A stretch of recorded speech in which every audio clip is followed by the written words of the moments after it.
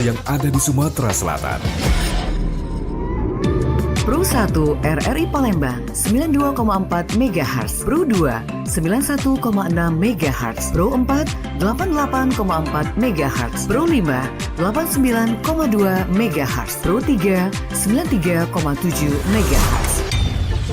Stasiun Relay Batu Raja 90,5 MHz, Stasiun Relay Belitang 97,6 MHz, Stasiun Relay Empat Lawang 98,9 MHz, Stasiun Relay Indralaya 93,9 MHz, Stasiun Relay Lahat 90,2 MHz, Stasiun Relay Lubuk Linggau 95,1 MHz, Stasiun Relay Muara Beliti 90,0 MHz, Stasiun Relay Muara 2 88,7 MHz, Stasiun Relay Musirawas Utara 93,5 MHz, Stasiun Relay Pagar Alam 97,7 MHz, Stasiun Relay Kabupaten Penukal Abab Lematang Ilir 89,0 MHz, Stasiun Relay Prabu Muli 99,9 MHz, dan Stasiun Relay Sekayu 90,3 MHz. RRI Palembang. Pro 1, kanal informasi dan inspirasi. Pro 1. Antara waktu sibuk dan senggang, sepanjang sore ini segera menemani Anda. Palembang sore ini. Palembang sore ini. Segera Anda dengarkan suara-suara yang penuh prestasi dalam kiprah mereka. Mozaik Indonesia. Mozaik Indonesia.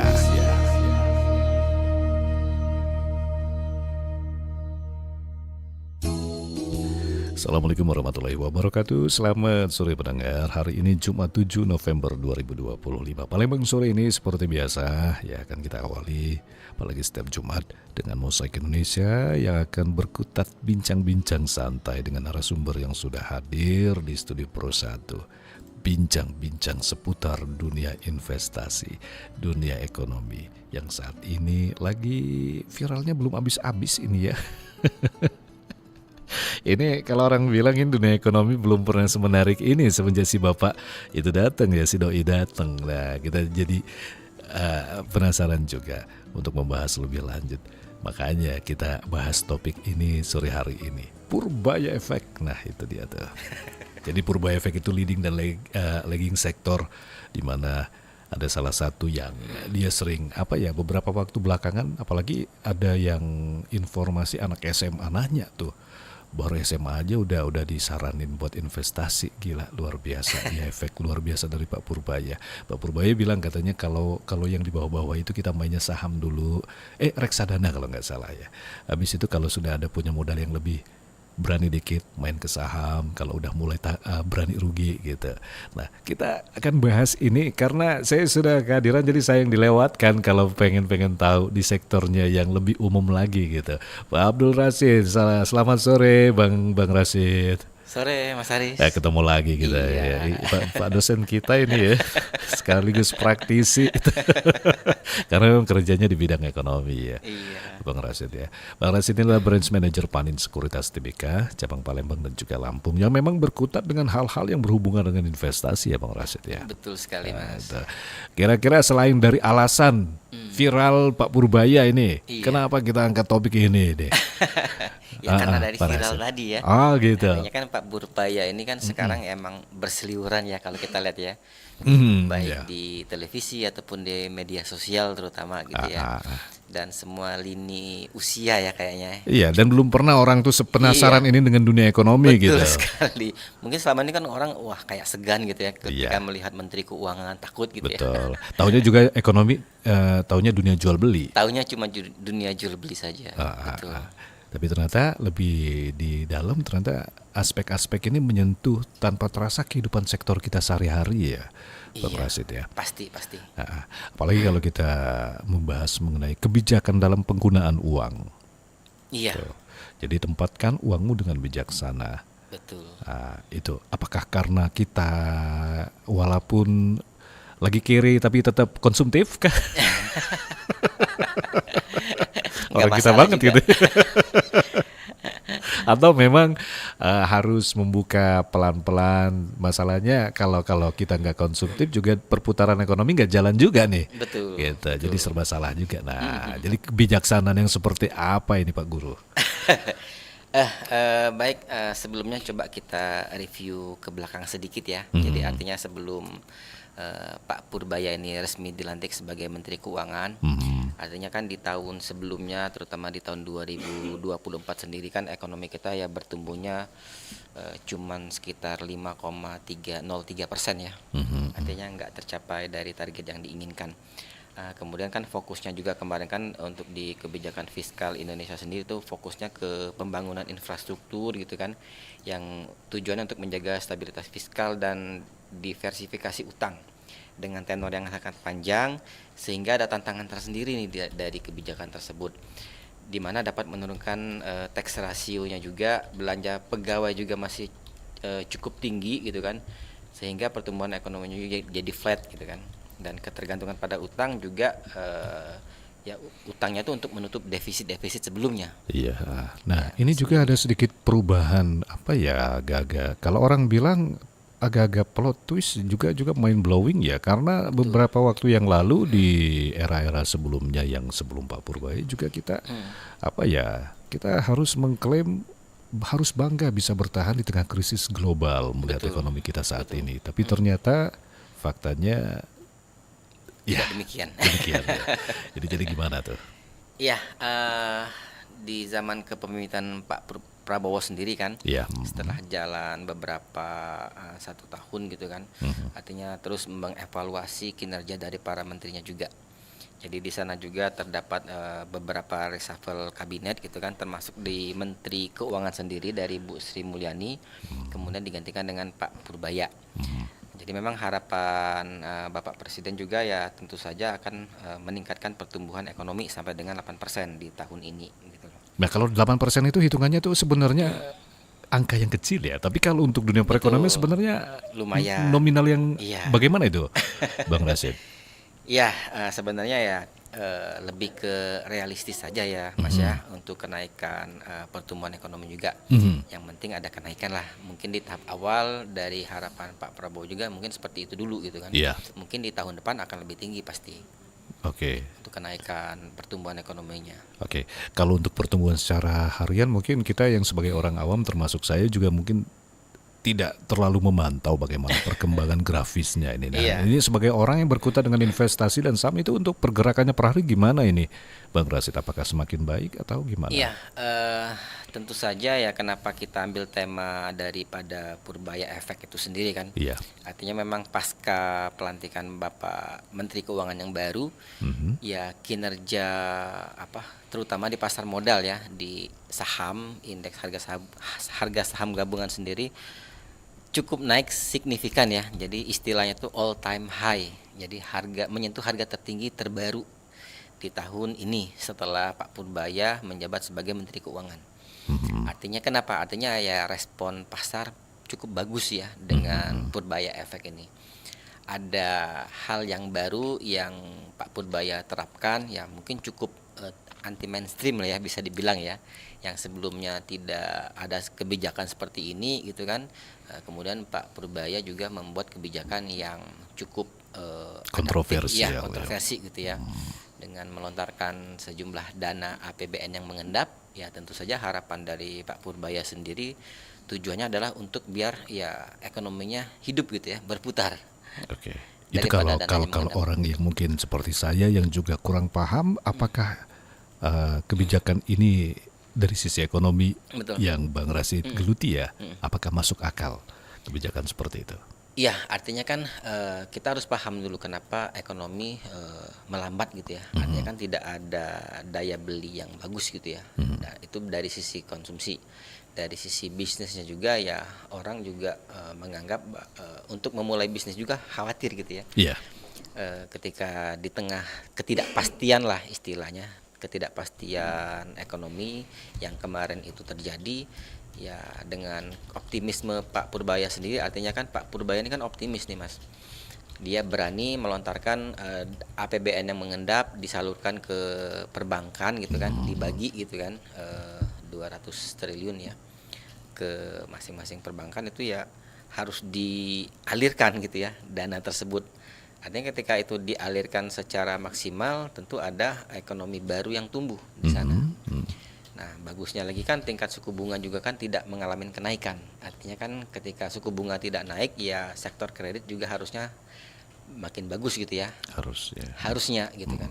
Karena untuk ya cicilannya pasti ringan gitu ya. Oke. Istilahnya kayak gitu. Jadi memang harus ada perputaran lah kalau Harus mau ada perputaran. Diibaratkan secara mudahnya itu ada roda yang berputar. Ada roda Kendaraannya yang harus bergerak ya. Ya, stimulusnya itu kan kucuran dari dana APBN yang mengendap. Oke, kalau seperti itu untuk kedepannya apakah gambling antara gagal atau berhasil kak? Oke. Ya pasti dunia bisnis ada peluang dan risiko tentu saja kan. Tapi dengan kemudahan seperti ini ya pasti peluangnya jauh lebih besar gitu ya. Berarti nggak bermain dadu Tidak keputusannya bermain ya. dadu gitu loh. Artinya masih bisa diukur.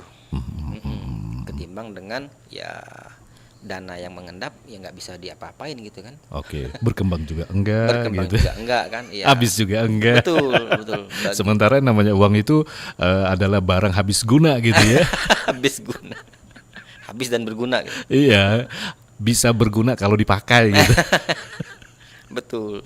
Oke, Iya. ini sebelum kita lanjut ke mengenai bagaimana topik kita bagaimana menggunakan uang secara bijak ini, Oke. ada yang bilang dari beberapa yang kalau saya baca di media sosial ini ya Bang Rasid ya, kenapa uang itu nggak dikucurkan langsung ke masyarakat gitu loh? Iya, mungkin gini ya, kalau langsung dikucurkan artinya itu jatuhnya konsumtif saja. Ya kan, mungkin ada kebijakan lain dari kementerian lain ya untuk memberikan bantuan gitu ya. Tapi nominal juga pasti tidak sebesar ini gitu kan, karena tujuannya konsumtif gitu ya. Tapi kalau yang dari disalurkan di perbankan itu pasti saja tujuan hutangnya itu kan produktif. Jadi beda hutang produktif dengan Bantuan. konsumtif bantuan. Nah, beda konteksnya gitu kan. Nah, artinya ketika langsung dikucurkan ya nggak mungkin orang menggunakannya untuk berbisnis gitu. Betul, nggak mungkin kita glowing tadi Nggak kelaparan mungkin gitu kan. Kelaparan kan. Tujuannya kan pasti untuk perut duluan gitu. Perut kosong ya harus terisi dulu. Cantik sih cantik, cuman kelaparan gitu. Itu iya.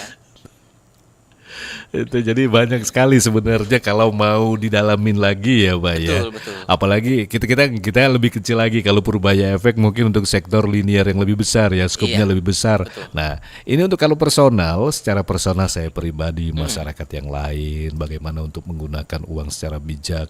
Betul. Ada uang panas, ada uang dingin, ada uang gaji itu mesti disalurkan kemana Iya. gitu. Ya, jadi memang harapannya dengan Purbaya Efek ini artinya kan positif nih. Trust orang dulu nih yang kita lihat gitu kan. Iya. Trust para investor akan kinerja kepemimpinan Menteri Keuangan yang baru gitu kan. Artinya ada sebuah harapan di dalamnya. Nah, tentu saja untuk di sektor pasar modal sendiri ada beberapa sektor yang positif gitu kan, melihat dari kepercayaan investor akan Menteri Keuangan yang baru sekarang. Nah, jadi harapannya ya memang masyarakat yang mungkin selama ini ragu gitu kan untuk berinvestasi gitu kan, khususnya di pasar modal. Nah, dengan momentum seperti ini ya mungkin saya rasa adalah waktu yang tepat. Artinya kan ekonomi kan lagi bersemangat nih ceritanya, ya kan. Ada perputaran nih, ada kepercayaan, ada perputaran ekonomi yang bagus, ya tentu saja ada banyak sektor yang positif dari isu ini. Sayang kalau tidak dimanfaatkan. Nah, kalau dari Panin Sekuritas sendiri itu kan ada beberapa juga produk-produk yang rata-rata mungkin hampir seluruh bank, kalau saya ikut kata-kata bahasa yang baru saya tahu himbara. Himbara, ya betul. Itu kira-kira apa itu Bang? Ya, jadi ada bank-bank yang ditempatkan untuk saluran uang tadi kan. Iya. Ada Mandiri, ada BNI, ada BRI. Jadi memang bank-bank BUMN gitu ya, yang sudah dipantau gitu kan. Jadi memang uang itu ya harus habis Mas Haris, harus disalurkan gitu kan kalau nggak disalurkan ya akan jadi beban juga bagi bank itu sendiri. Ya sekali lagi tidak hanya itu kan, artinya kinerja bank itu juga kan harus geliatnya harus lebih cepat gitu ya. Iya. Distimulus juga nih internal banknya juga kan, harus selektif, harus kerja lah kalau kata Purbaya itu kan. Jangan santai-santai lagi gitu kan. Ini ada uang, tolong dimanfaatkan sebaiknya, tolong disalurkan sebaik-baiknya dan tepat sasaran gitu kan. Artinya ketika dikasih amanah kayak gitu ya harus dihabiskan, harus dijalankan. Nah informasinya juga dari beberapa bank yang disalurkan itu ya udah habis Mas Haris, dari Bank Mandiri contohnya gitu kan, Ya. udah tersalurkan semua, bahkan kurang. Oke, iya. Bahkan kurang katanya gitu Yang kan. kemarin pengajuan lagi ya. Iya pengajuan lagi gitu. Berarti ini sudah mungkin secara maksimal belum terlihat ya. Belum terlihat, pastilah butuh proses gitu ya. Butuh proses. Iya. Biasanya kalau mulai kelihatan itu tuh ada dampak yang seperti apa biasanya, Bang Rasid? Iya. Gambaran kecil lah mungkin ya. Oke, gambaran kecil kan pasti ya antara produsen dan konsumen kan hidup pastinya. Ada sektor-sektor baru yang bermunculan gitu kan, bisnis-bisnis baru yang bermunculan gitu kan. Iya. Ya tentu saja itu akan menjadi daya tarik sendiri juga bagi para konsumen. Artinya memang contohnya misalkan dari yang selama ini orang katakanlah dunia otomotif gitu ya kalau kita lihat gitu ya. Iya. Otomotif kan mungkin ya beberapa tahun kebelakang kan laporannya kan menurun gitu ya. Nah, sekarang udah mulai tumbuh lagi gitu kan. Kemudian dari dunia pembiayaan juga sendiri, finance juga kan kembali tumbuh. Betul. Di tengah juga karena suku bunganya yang tetap tidak naik gitu kan. Artinya ya orang makin lebih percaya diri gitu kan untuk melakukan perkreditan Oke. gitu. Jadi memang perlu trust dulu yang harus ditumbuhkan. Iya, ya, Bang? itu yang paling penting gitu kan. Trust isunya dulu kan. Karena memang Purbaya ini ya berhasil berkomunikasi dengan cara yang baru gitu kan. Orang tuh tahu nih apa maksud dan tujuannya tuh tahu gitu kan. Mungkin dengan menteri yang sebelumnya ya kurang berkomunikasi gitu kan Oke. dengan masyarakat gitu kan. Kalau kita lihat Pak Purbaya ini kan ya mungkin dia langsung terjun gitu kan, dan dia berbicara program kerja langsung gitu, langsung direct ke masyarakat gitu. Oke. Jadi orang tuh tahu nih gambarannya ke depan tuh kayak gimana gitu. Oke, jadi memang kita dalam menempatkan uang harus ada posnya masing-masing ya seperti itu. Iya, ada posnya gitu. Nah, kalau dari Bang Rasid sendiri, jawabannya apa tuh? Yang paling solutif untuk menempatkan uang? Oke, tentu saja kalau saya berbicara yang solutif ya salah satunya di pasar modal ya Bang Haris Pasar ya. modal. Di saham tentu saja, terkhusus di saham. Kenapa? Karena yang pertama likuiditasnya tinggi. Saham itu ya investasi yang paling liquid menurut saya, dengan catatan ya sahamnya yang benar gitu ya. Saham yang volumenya besar gitu ya, fundamentalnya bagus ya kan. Ada beberapa sektor sekarang yang bisa saya contohkan gitu kan, mungkin dari consumer good gitu kan, efek dari Pak Purbaya ini juga tentu saja sektor perbankan, sektor properti gitu kan. Ya itulah efek dari tingkat suku bunga yang tidak naik gitu kan, atau turun gitu kan. Ya properti juga pasti bergeliat, ya kan. Saham properti juga pasti bagus gitu. Oke, kalau kita betul-betul buta tentang masalah investasi ini, kira-kira startingnya gimana itu, Bang Rasid? Sebenarnya gini, investasi di saham itu sangat sederhana sebenarnya. Jadi kita membeli saham itu kan cukup paling tidak dengan perusahaan atau emiten yang kita tahu. Itu saja dulu modalnya. Nah setelah kita tahu itu, baru kemudian kita mencari laporan keuangannya.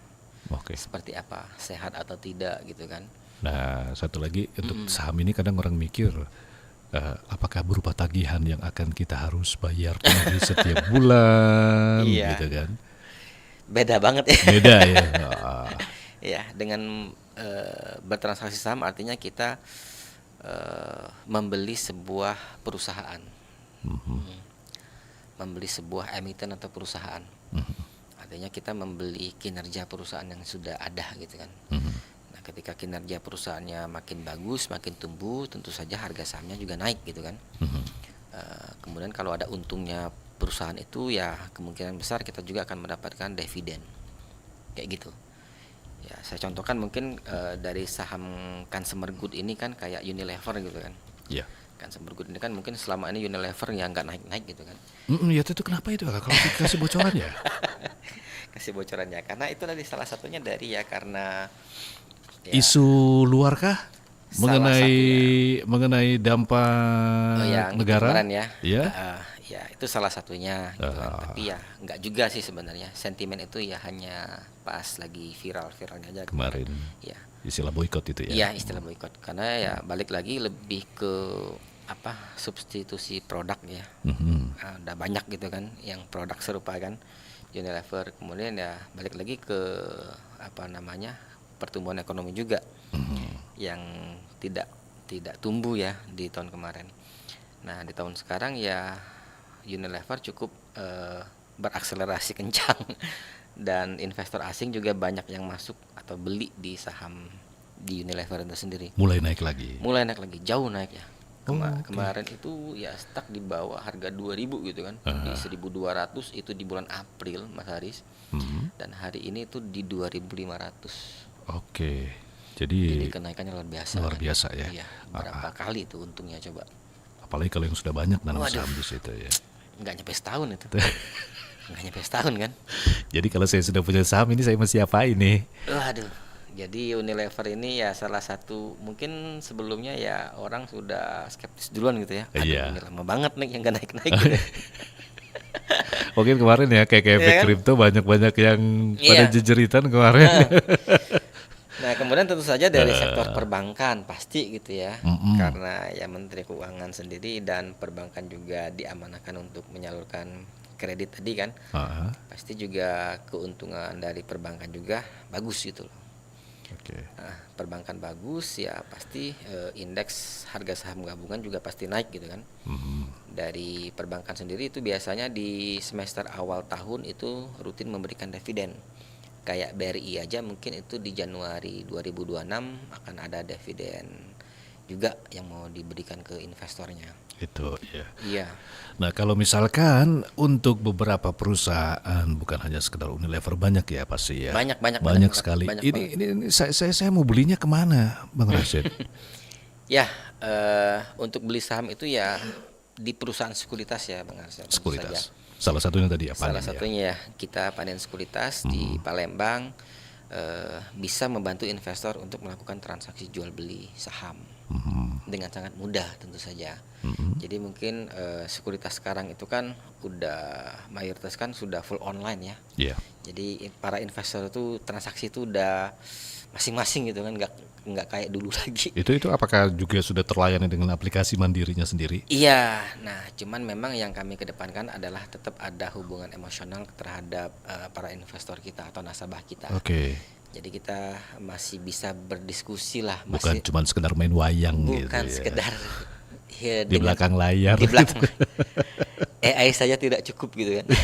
Masih perlu ngobrol gitu kan, diskusi. Salahnya di mana? Sambil ngopi Nah, gitu itu kan. dia. Enak Tuh. gitu. Tuh. Ini apa namanya untuk nilai yang pas ya, Bang Rashid ya.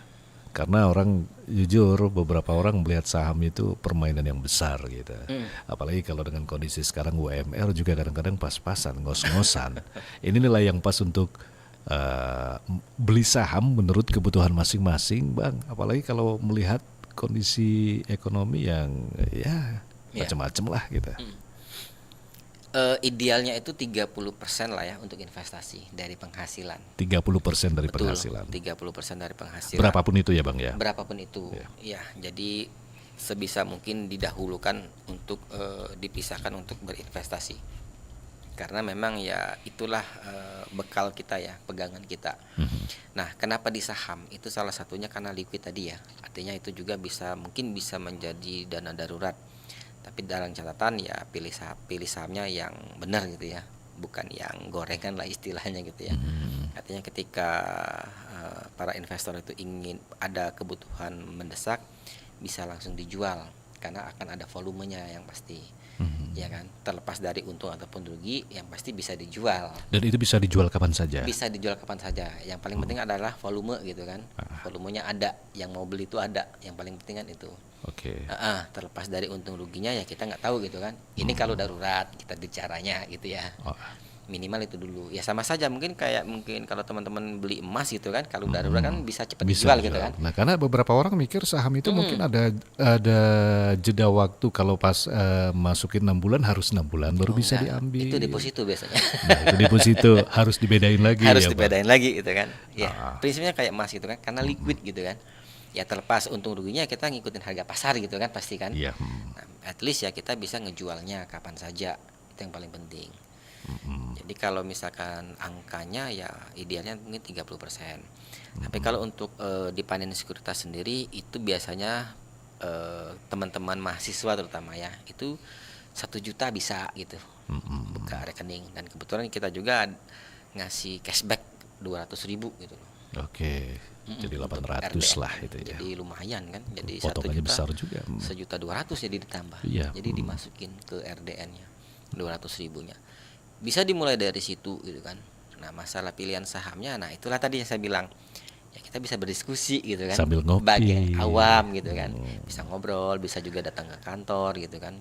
Jadi ngobrol dulu nih gitu kan. Jangan langsung main beli-beli aja gitu kan. Nah, catatannya lagi juga jangan FOMO, Mas Haris.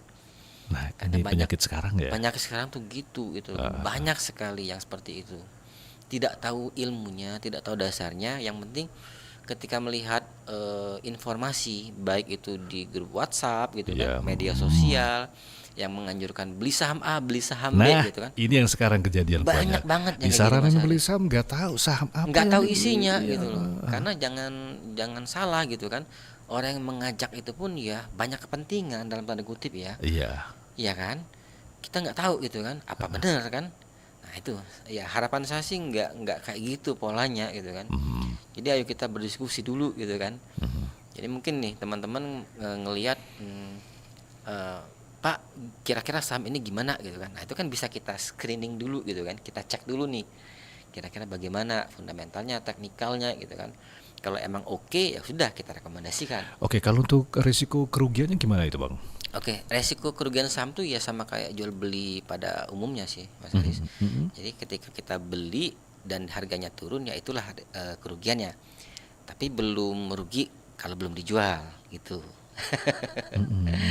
Artinya masih dalam posisi floating loss istilahnya gitu kan. Ya sama aja kayak kita beli emas gitu kan. Beli emas misalkan 1 gram 1 juta, kemudian besok turun ke 800.000, ya secara nilai rugi. Rugi, betul. Tapi kan belum dijual. Tunggu sampai dia naik lagi.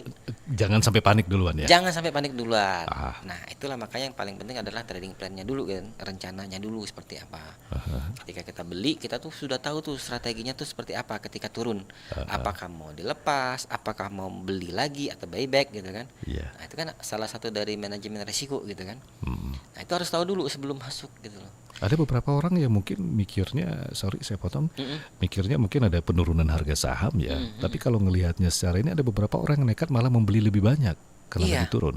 Iya, nggak apa-apa sebenarnya. Asal memang sudah direncanakan di awal. Ketika kita tahu gitu kan, ya perusahaannya bagus misalkan.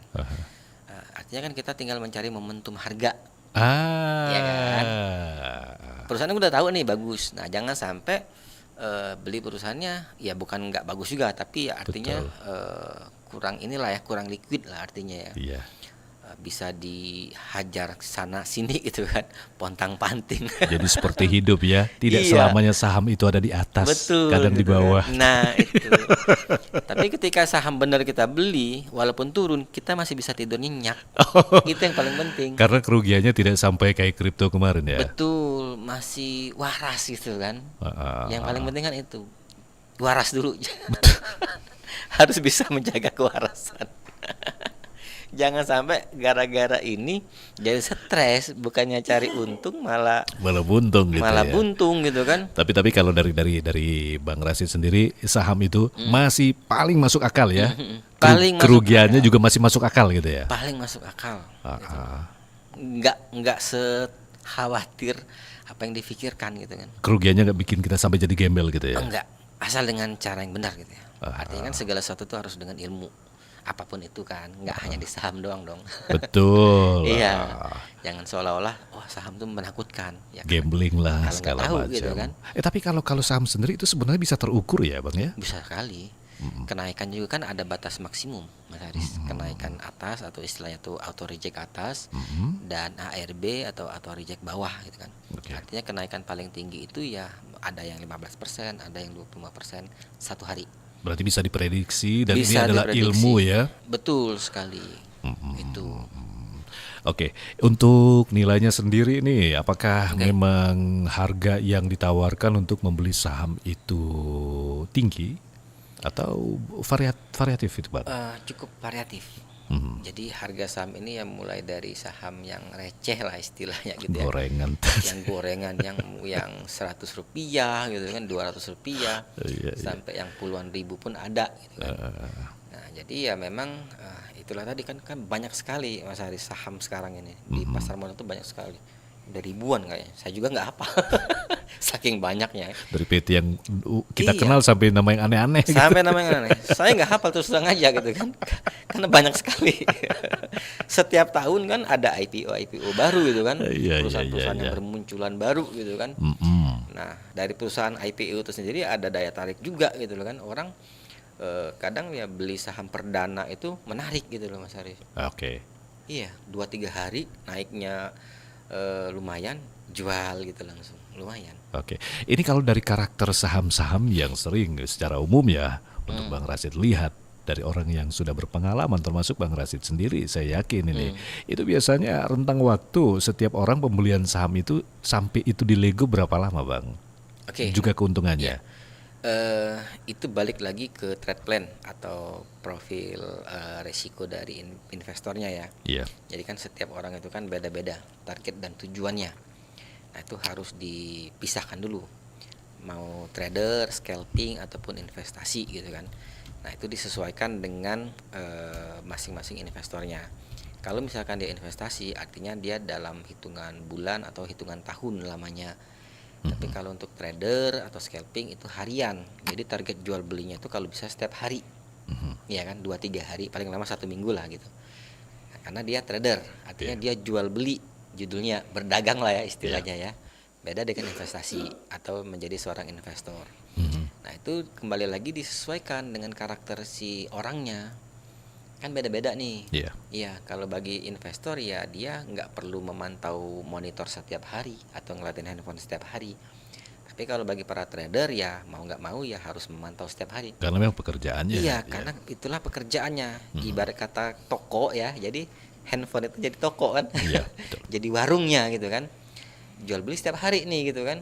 Kalau bisa kan ya laku itu kan, habis beli jual bisa laku gitu kan. Tapi bagi para investor santai saja, nggak usah dipantau setiap hari, nggak masalah.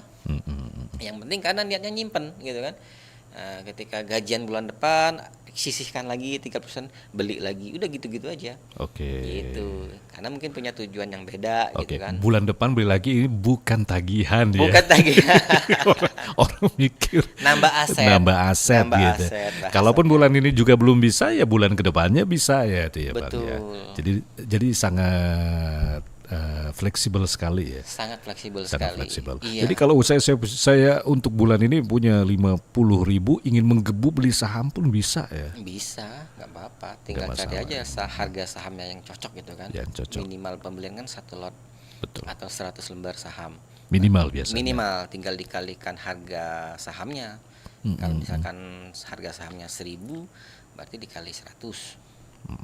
Nah, tinggal pilihan sahamnya aja. Tadi Tinggal kalau pilihan mau yang sahamnya 100 pun ada gitu. Iya, ada gitu kan banyak. Ada. Tapi tadi untuk impact ke depan dan keuntungannya beda-beda ya Pak. Iya, betul. Nah ini rata-rata orang membeli saham itu untuk kedepannya kebanyakan buat apa ini Bang? Oke, sebenarnya yang menghidupkan pasar modal itu adalah para trader ya, iya kan? Menarik sebenarnya gitu kan. Ya kalau dihitung persentase gitu ya antara trader dan investor, jujur saya katakan lebih banyak trader sekarang, ya kan? Artinya orang tuh geliatnya tuh pengen kalau bisa tuh nyari cuan setiap hari. Kalau bisa. Kalau bisa gitu kan. Iya, karena ya balik lagi gitu kan di tengah kondisi sekarang gitu kan ya.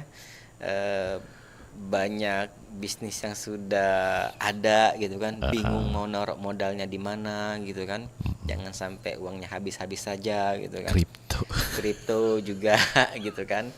Ya balik ke orangnya sih sebenarnya. Balik lagi ke profil resiko orangnya gitu kan. Mau kripto juga ya Silakan. silakan, asal ngerti gitu kan. Eh, Gitu. Jadi kalau tujuannya ya banyak sekali Mas Haris. Tujuannya paling banyak ya tentu ya lebih ke trading sih atau Jadi memang lebih bukan tujuan karena pendidikan, kebutuhan sehari-hari, tapi memang ingin menambah aset gitu ya. Iya, betul. Ya, yang gitu juga ada gitu kan. Yang begitu juga ada. Ada kemarin itu ada anak muda juga ya Mas Haris ya. Iya. Jadi dia niatnya beli saham itu tujuannya untuk jadi mas kawin. Nah makanya keren sekali anak-anak sekolah sekarang. Iya. Udah mainnya main saham ya. Iya, Kita betul. SMA dulu ngapain? Enggak. Karena Ngabisin duit. komparasinya gini Mas Haris. Iya, iya. Dia kalau mau beli emas misalkan nih sekarang kan udah mahal banget gitu ya. Heeh. Nah, 1 gramnya udah 1 juta lebih. Kalau saya hitung itu satu suku itu mungkin udah 14 juta 14 gitu juta, kan. betul. Sekarang ya rata-rata 1 sampai dengan 3 suku gitu kan. Nah, dengan dia menyicil saham kan bisa berapapun. Ya kan? Artinya mungkin dia setiap dapat duit beli saham, dapat duit beli saham. Mudah aja disimpan cicil sampai dengan berapa lama gitu kan. Oke. Ini apa namanya, sering kita dengar juga saham ngomong tentang rasio-rasio. Itu maksudnya apa itu, Bang? Oke, rasio itu adalah alat ukur ya. Ah. Alat ukur akan nilai atau apa namanya Keuntungan. keuntungan ataupun resikonya dari suatu emiten itu. Ya. Jadi rasio itu alat ukur untuk itu sebenarnya. Jadi semakin besarnya itu artinya semakin kecil penilaian positifnya terhadap perusahaan itu. Oke. Tapi kalau persentasenya kecil berarti ya besar lah image-nya tuh lebih bagus kayak gitu. Oke, jadi mungkin agak lebih panjang lagi ini penjabarannya Agak ya. lebih panjang lagi. Mending temuin langsung Bang Rasid. Sambil ngopi. Sambil Oke, ini gara-gara berbahaya efek ya leading dan lagging sektornya. Jadi menempatkan uangmu dengan bijaksana ya Bang ya. Nah, kira-kira dengan kondisi-kondisi ini bisa bijaksana apa kita sekarang Bang? Apa nafsu doang? ya sebenarnya balik lagi kalau kita bicara masalah bijaksana artinya self control ya Mas Haris ya. Ini juga sangat penting terutama di saham artinya kita kan di saham ini kita tidak bertemu dengan lawan transaksi kita Mas Haris. Artinya kalau kita jual beli konvensional kan kita kelihatan ya kita jualan apa, orang yang mau beli juga langsung ketemu sama kita. Iya kan? Kalau saham kan enggak. Kita lawan transaksi kita ya hanya angka yang ada di monitor, ya kan? Oh, ada nih yang mau beli di harga sekian. Oh, ada nih yang mau jual di harga sekian. Nah, tinggal bagaimana self controlnya kan? Nah, di sini kadang ya bergejolak nih emosional gitu kan? Ya gitu. Nah, kalau yang tidak ada trading plan ini kacau gitu loh. Jadi kadang-kadang gini Mas Haris kejadian ya kan? Ketika sudah jual saham itu malah naik lagi. Tidak jual turun, ya kan? Nah itu kan sebenarnya kan lebih ke emosional atau psikologinya. Orang buru-buru jual takut ada penurunan yang lebih dalam. Iya. Ya? Jadi itu dulu yang harus dikontrol sebenarnya. Iya. Sebelum ya memahami Oke, analisa. mungkin ini tadi yang rasio tadi ya. Iya. Memahami sebuah analisa itu penting. Tapi itu ternyata hanya 20% Mas Haris dari survei. 60% itu self control psikologinya. Yang menentukan keberhasilan di investasi saham itu psikologi ternyata. Mayoritasnya. Yang kedua baru ilmunya, yang ketiga baru uangnya. Jadi ada uang dingin. Jangan kebalik ya Bang ya. Jangan kebalik, iya. Uangnya dulu. Jangan, bisa habis Mas Haris. Bisa habis. Serius ya. Bener. Jadi itu terakhir. Jadi jangan bicara nggak ada uang. Ada uang pun belum tentu berhasil. Iya. Gitu loh. Apalagi nggak punya uang kan. Tapi poin utama adalah 60% itu self control. Psikologinya dulu harus dibenerin, emosionalnya. Oke, di sini psikologi kita juga menentukan kita sebagai pemula atau Betul. sebagai yang lebih lanjut gitu Betul. ya. Nah, baru belajar teknisnya, ilmu pasarnya seperti apa. Oke, saran kalau untuk pemula gimana Bang? Apanya? Untuk saran beli sahamnya itu Oke, beli saham itu ya untuk pemula. oh ya, seperti yang saya katakan sebelum-sebelumnya juga ya. Artinya kita cukup melihat saham itu yang kita kenal dulu lah, secara garis besar, secara umum. Yang kita tahu nih, terlihat oleh mata kita itu kan. Ya, mungkin jasanya kita pakai, produknya kita pakai, kan tahu tuh Mas. Ya kan? Nggak mungkin nggak tahu kan? Terlihat, kita rasakan, kita nikmatin produknya. Nah dari situ kan kita punya trust dong ke emiten tersebut, nggak mungkin nggak percaya. Misalnya Mas Haris naruh duit nih di salah satu bank besar, ya kan? Kalau nggak percaya kan nggak mungkin berani, Betul. bener nggak? Ngapain kita buka rekening di bank itu kalau nggak percaya? Akhirnya kan kita percaya. Nah setelah kita percaya, pasti kita pengen tahu lebih jauh nih. Kira-kira ini kan udah terlihat besar nih. Kira-kira untungnya berapa sih bank ini? Dalam setiap semesternya, dalam setiap kuartalnya, wah ternyata besar untungnya. Dan dia ternyata sudah TBK. Nah sayang banget kalau kita nggak punya sahamnya. Kita tahu nih historinya setiap tahun untung banyak, harga sahamnya naik, dividennya rutin setiap tahun. 5 tahun terakhir rutin ngasih dividen. Oke, itu yang paling pas untuk pemula ya. Itu yang paling pas. Artinya secara kasat matanya kita tahu gitu loh. Mhm. Sederhana kan? Betul, sangat sederhana sekali ya. Sederhana banget. Ngapain kita pusing-pusing nyari emiten yang kita nggak tahu? Secara emosional kita jangan serakah dulu gitu ya, cari Jangan yang serakah. paling besar gitu kan. Iya, Biasanya kita betul. kemakan duluan.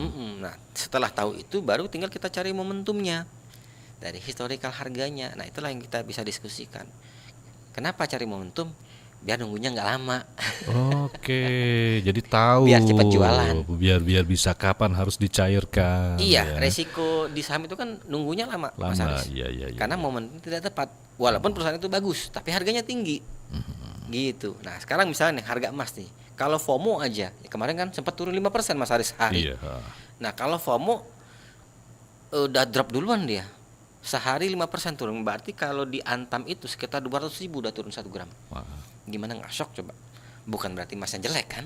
betul. Iya kan? Tapi momentumnya nggak tepat. Nah, sama saham juga kayak gitu. Bukan berarti sahamnya jelek, momentumnya mungkin nggak tepat.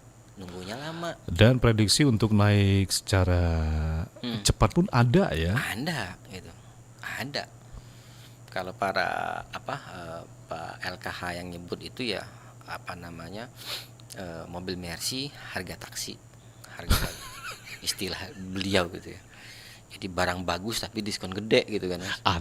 Ada gitu kan. Barangnya bagus nih tapi lagi diskon, kenapa nggak mau kan? Iya, diskonnya banyak gitu kan. Nah itu yang diambil biasanya.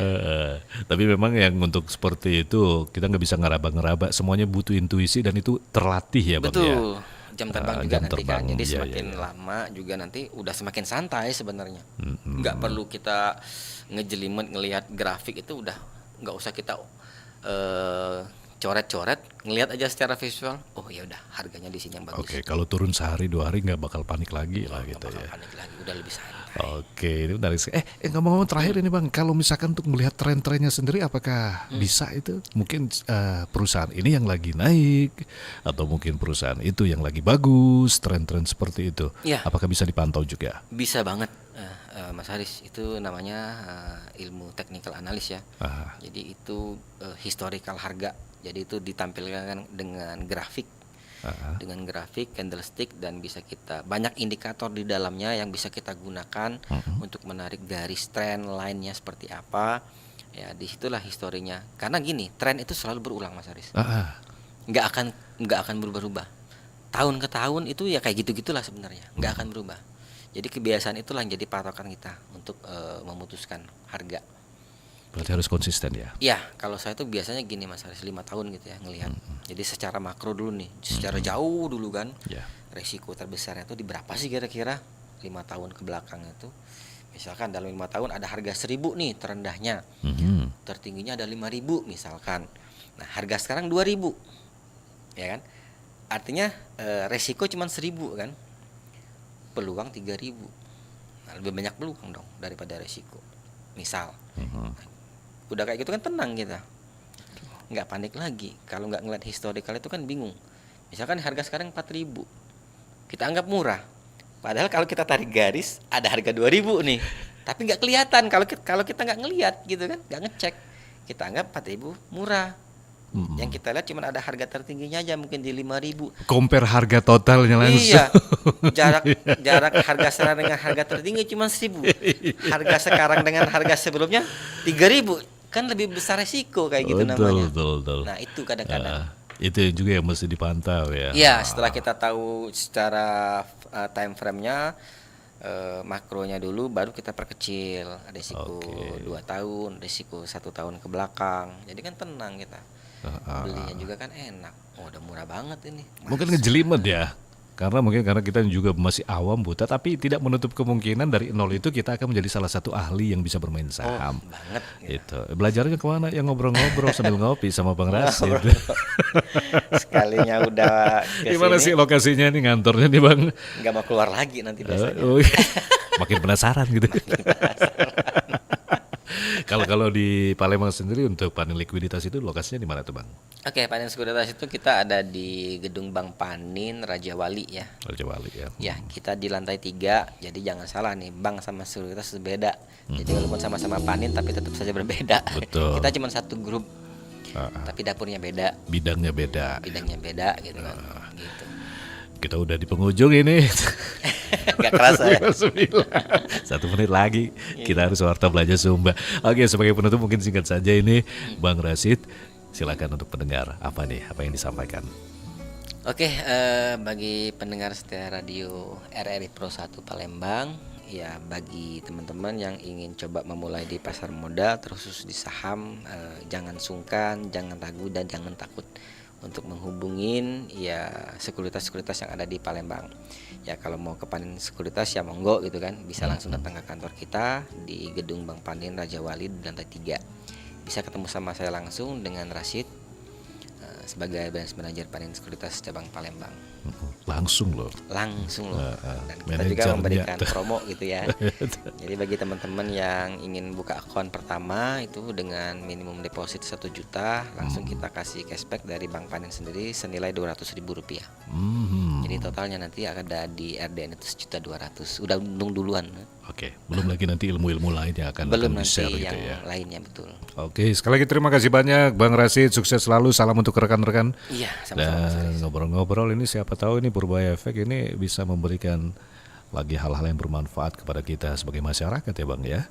Oke, baik pendengar, kebersamaan kita untuk Mozaik Indonesia edisi hari ini Purbaya Efek leading dan lagging sektor. Tempatkan uangmu dengan bijaksana, itu dia topiknya. Harus kita cukupkan dulu. Pukul 16 waktu Indonesia Barat kami akan ajak Anda menuju RRI Bengkulu, akan kita ikuti Warta Belanja Sumba. Tetap bersama kami di Pro 1 RRI, kanal informasi dan inspirasi.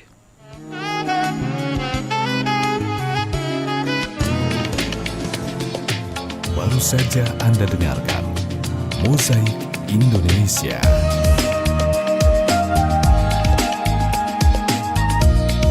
Mozaik Indonesia.